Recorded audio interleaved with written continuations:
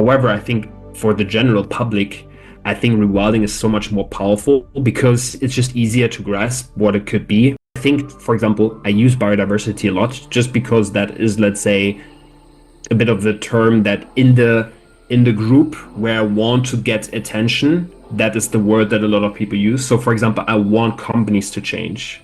And so I use that word because in their context, they often like use that, for example, or people inside our bubble, they use necessarily biodiversity. So that's why I use this word. However, I think for the general public, I think rewilding is so much more powerful because it's just easier to grasp what it could be. You don't need to explain biodiversity. Often I need to explain, first of all, what it is.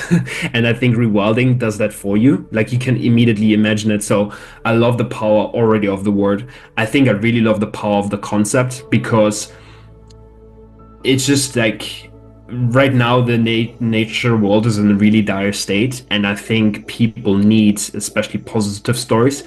And I think what we have to try to do now is to mix it up a bit of, yes, that is the reality. And yes, people also need to understand the urgency. However, bring that positive concept of rewilding that shows people like if we give nature a helping hand, if we reintroduce keystone species and so forth, nature can really come back in sometimes 5, 10, like 10 years and so forth. So it's just incredible how nature can really recover.